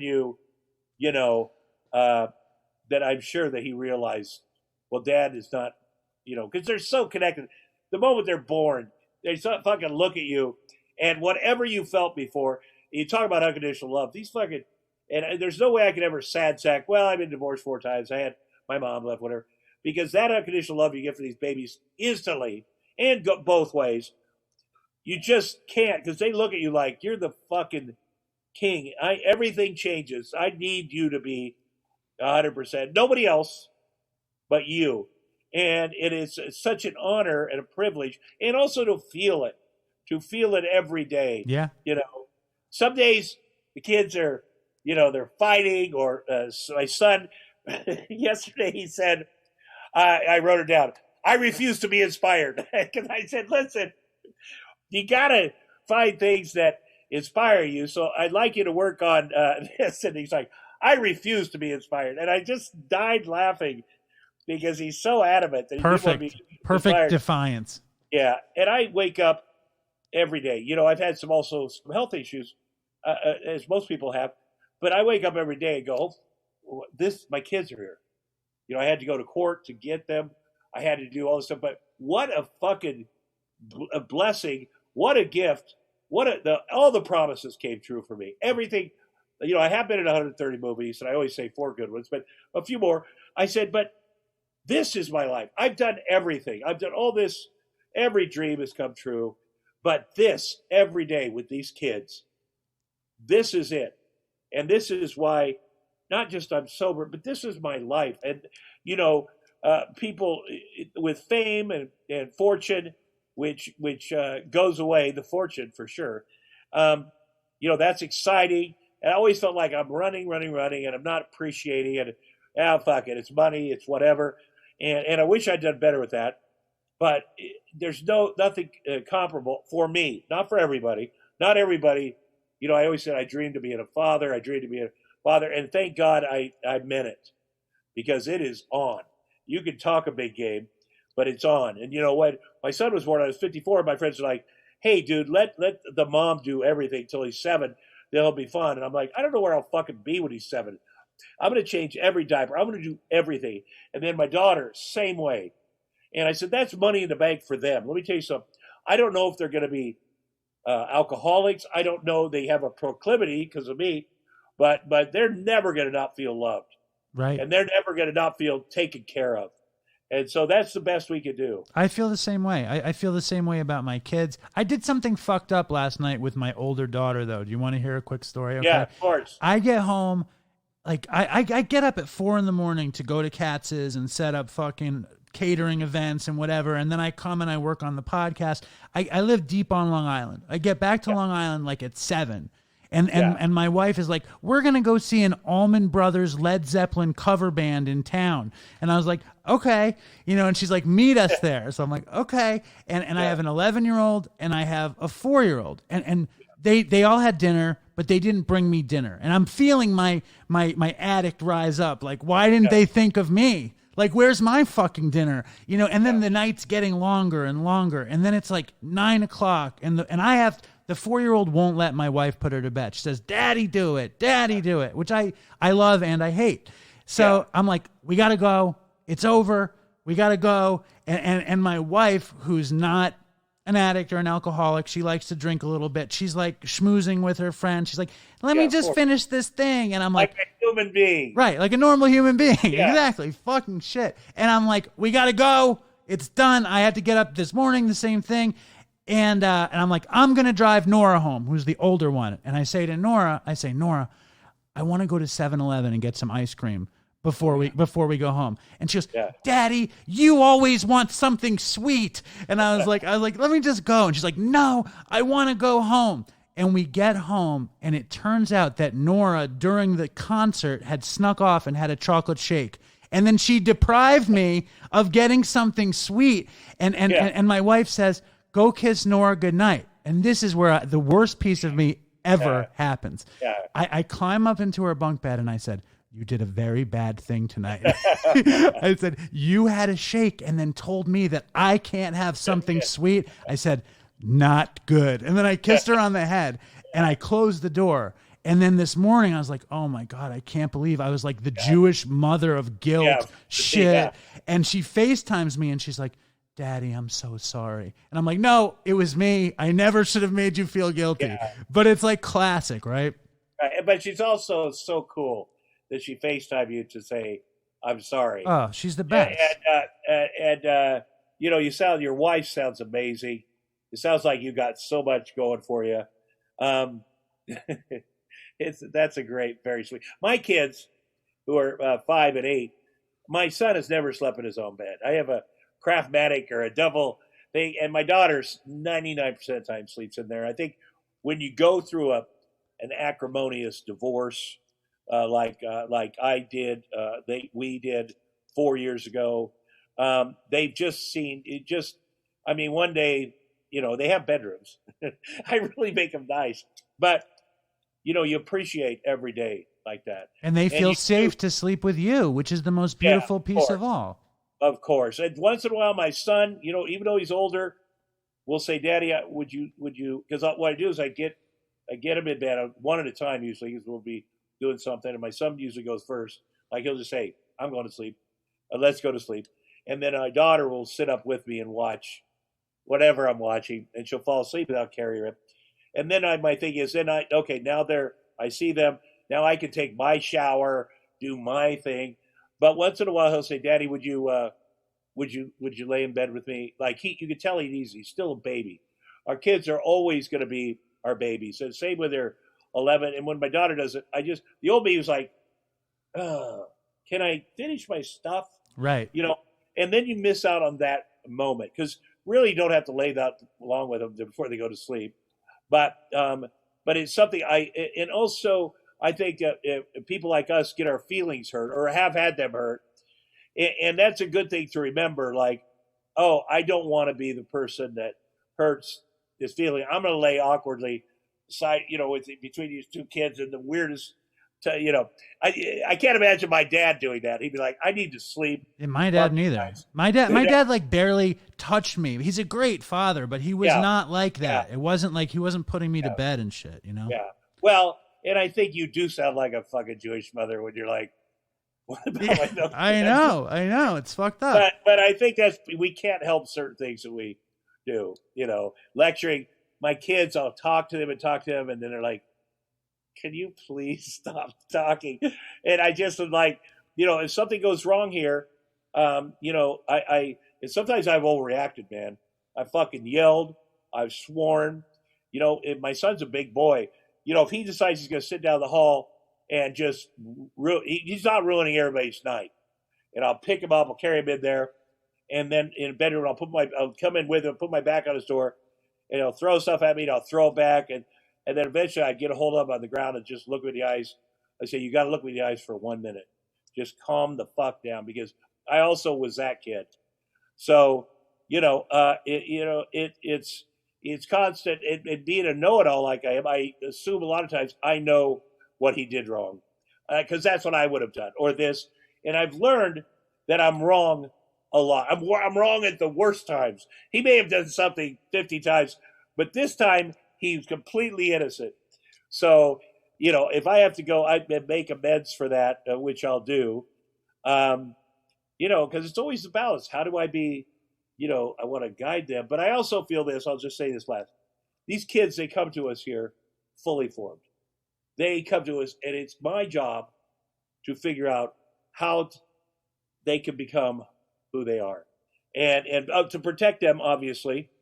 And but that's really an interesting thing for me too, to just figure out every day and see things. And how do I've gotten everything.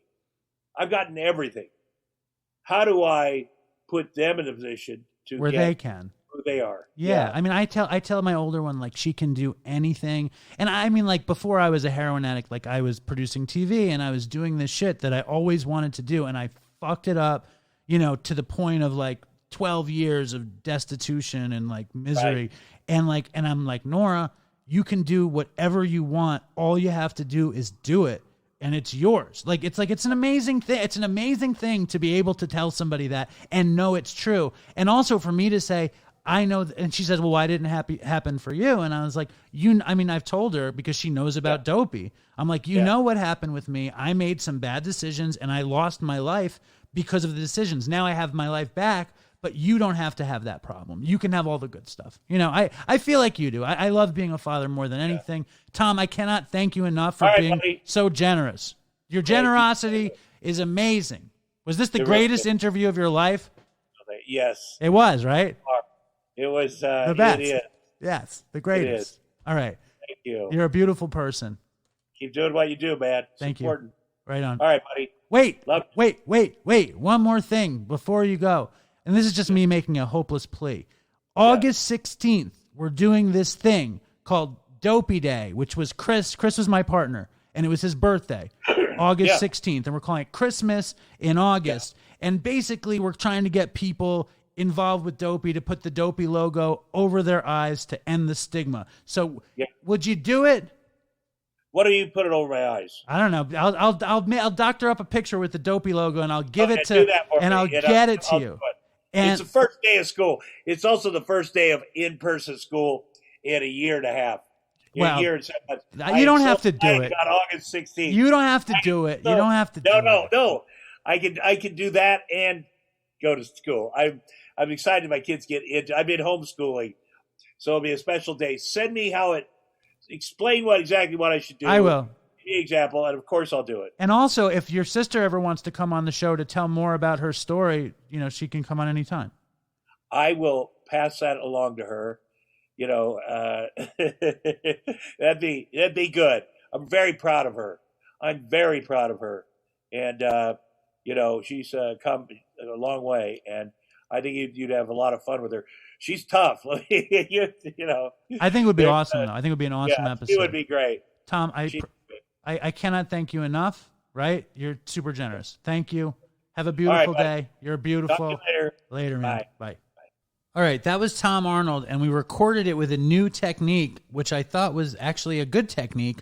So all of you fucking technophiles out there in the Dopey Nation who have something to say about my recording technique, what'd you think of that technique? write an email, dopeypodcast@gmail.com. And because I couldn't live with doing a vacation episode with no one from the family, I've invited my very tan, very old, and very wealthy father back to the show. Alan, welcome back, Dad. Yeah, he's at the palatial mansion. Yeah, at the lake with The ancestral, what's the homestead? Ancestral home? Something like that? It's not ancestral home. Anyway, 34 years. And the roof is leaking. You haven't had this house for 34 years. No, only 24, 25 years. Now, my dad has a big announcement to make to the Dopey Nation. Dad, I know you've been wait, hold on. I know you've been rehearsing this for a long time. This is your chance. Hold on, I give you Alan. My father. No, he's a very beautiful, wealthy man. This thing, the what do you call it? That one star. Why don't you say hello to the audience first? Hello, everybody.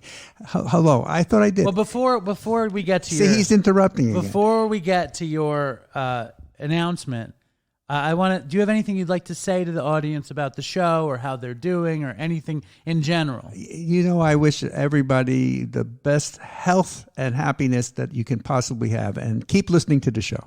Well, you know, I've spent a little time with my dad's new lady friend up here, and she's a friend and she's a lady, correct? Yes. Okay.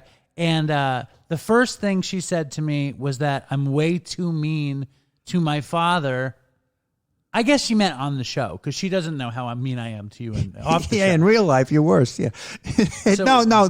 Listen, everybody knows out there there's a lot of shtick, but sometimes he really gets me upset. Like when?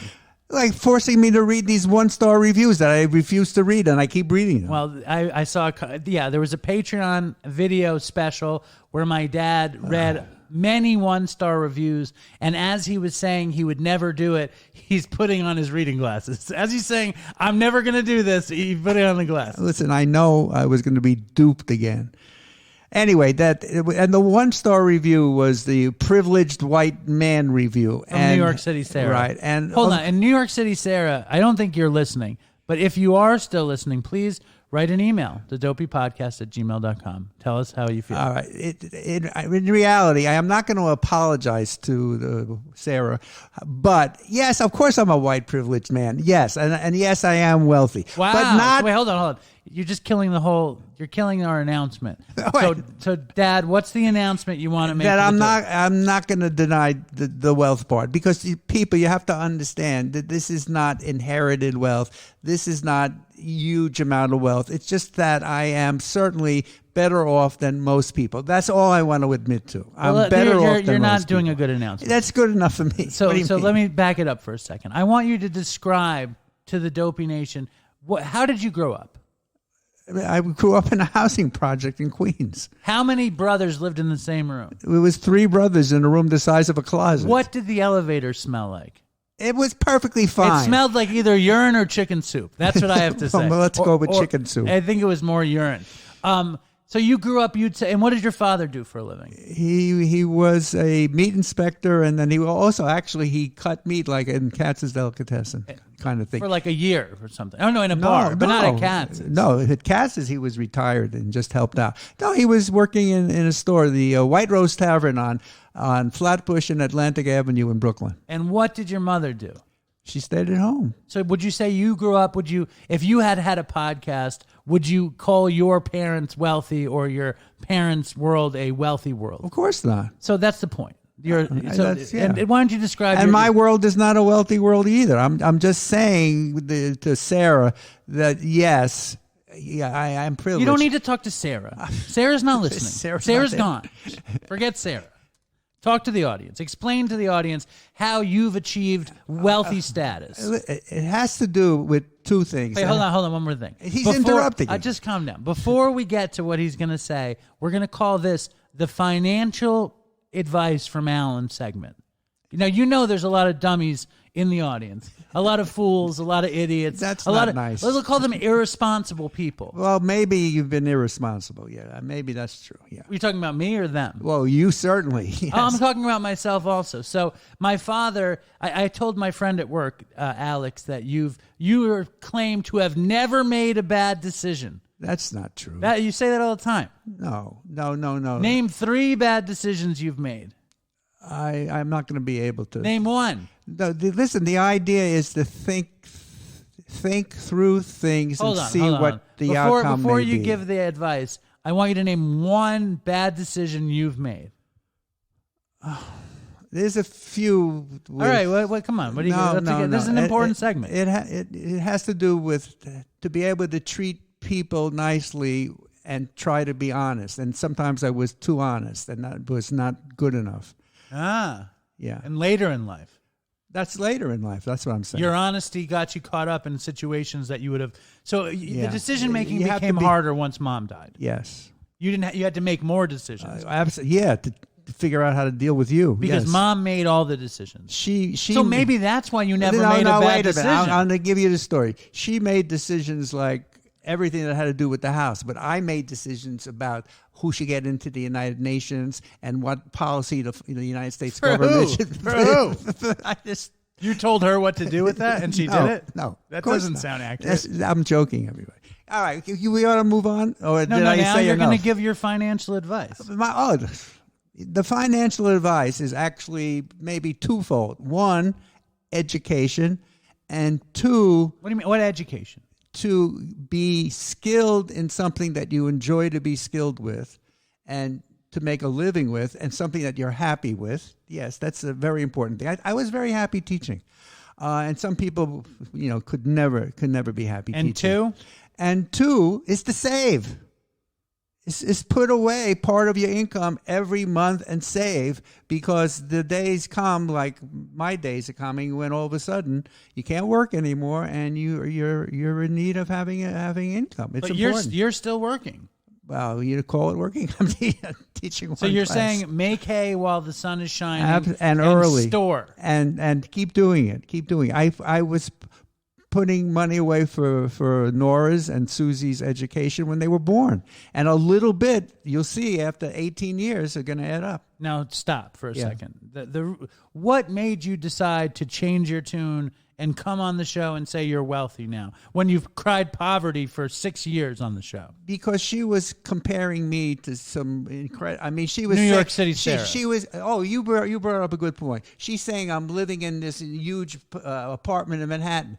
That you tell the Dopey Nation who built that apartment and who was supposed to live in Manhattan. Working class people were supposed to live there, is your point. Yes. And you're saying that you have been poor, you've been working class, and now you've become wealthy through savings and smart. Look, fastidious. the term wealthy, I don't like it. I'm fine. I'm well-to-do. I feel comfortable. So wealthy is not that you're not And wealthy. I'm telling you, and the third thing maybe is hard work. I mean, 2-3 jobs at once. But again, be responsible, and you'll see it'll work out fine. All right. Do you want to read a review? Do I have to? I mean, I think I need to get back to the beach. Back to the beach. Yeah. Here you go. This is the latest one. Thank you from Max's Nuts. 5 stars. Hey, everyone. Found this podcast for the drug stories at first, and after listening for a while and after looking back on most of my past, I realized that I had been an addict for years and didn't know it. Is that possible? Just read the review, please. I always knew my parents had problems throughout the years, and after learning about the ways of the ones in serious addiction, I realized that it wasn't healthy spending money I didn't have on weed and alcohol every day. What an appropriate review. That was my advice. Yes, do not do it like I did. While I kicked, I listened to every last episode of this podcast, and it put me in full out belly laughs and full on crying in my work bathroom. For better or worse, I'll always stand by this Dopey Nation, and I am eternally grateful I happened to stumble across this life-changing community. Thank you all. Stay strong, and toodles for Chris. All right, Dad. You want to read another one, or you now you look like you want to read another one? Here, get me another one. You want to read another one? Not well. That's because I think people are at the beach that maybe are missing us. All right, here you go. This is CC Brown, KC. I am so 5 stars. I am so grateful for this podcast and truly hope you keep this thing going, Dave. It's truly amazing to think you have been pushing these out weekly for over 5 years. I commend you and all the help that is received from your family and others that have joined in over time. My date is 5/20/2020. That's over a year. My latest episode was Vinny, and he says, wow, is all I can say. That was one dopey episode that I have ever heard. This is the worst read review I've ever seen in my life. That's a bad sentence. That was one dopey episode of I have Just give me ever the heard thing. one. No. I look forward That to was a dopey episode if I've ever heard one. He left out the if. I look forward to a lifetime of these with you being a sober man. Yeah, me too, everybody. I have much debauchery and plan to send an email or voicemail sometime soon. Chad, that's his name, Chad. That's great, Dad. Terrible read. Now, before we go, I have an idea. I have an idea. I want to hear what you think about this idea. Yes. I'm thinking, you know how like we play dopey voicemails on the show? Yes. What if we play someone's dopey voicemail, I give them a free hat? And maybe they'll send in better dopey voicemails. That's a great idea. So if you have a great dopey story and you can tell it funny and well and around 5 minutes. What, Dad? No, I know. Speed. Actually, my dad Say it better than me. He hates the dopey stories, but I'm sure some of the dopey stories you've enjoyed. So what makes a good dopey voicemail to you, Dad? If there's success at the end. You don't like the DMT or the acid in the eyes? You don't like those? No. How about the needle misfiring? Sorry. Dad? You don't like those? Those aren't your favorites? Listen, no. So you like a positive dopey. You like a good ending to a dopey voicemail. Yeah, I want happiness at the end. Yeah. Goodness. I just want it to be funny, hard-hitting. I like DMT in the story. I like needle hijinks. Everyone thinks I like excrement and urine in the story, but I don't. That's not my thing. Thank goodness. That's just not my thing. I'm glad to hear that. Anyway, we have to get back to the vacation. I'm glad that I haven't missed a show in, a long time. Yeah. So we didn't miss this week, and Tom Arnold was a sensational guest. You haven't heard it yet. Of course I haven't heard it. Sensational. What, you wish you would hear it in advance? No. That's what you're looking for? I'm fine. You want advanced episodes? No, it's okay. Everything is fine the way it is. And are you excited to do a Patreon video to show your yacht and everything and all that stuff? Oh, we have a new addition. It's a paddle board that goes with the sinking rowboat.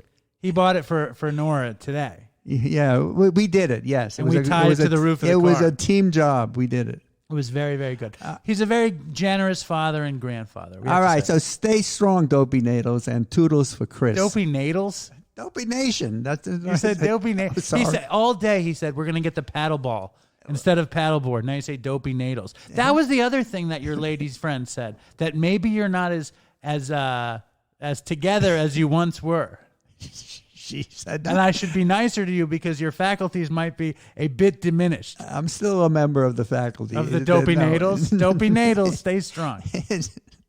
Goodbye, everybody. Love to everybody. Stay strong, Dopey Nation. Fucking toodles for Chris. And thank you, Dad. I want to take a walk around the world. I wonder would it do me any good? Until I get some money in my pocket, then I guess I'll just have to walk around my neighborhood. But I want to be good so bad. Want to be so good, so bad, so bad. I want to be good so bad. Bad desire's all I ever had. And I want to take a ride up in the sky. Watch as aeroplanes just pass me by. And I want to see a Lear jetliner take a dive, just to show all of these people what it means to be alive. But I want to be good so bad. Want to be so good, so bad, so bad. I want to be good so bad.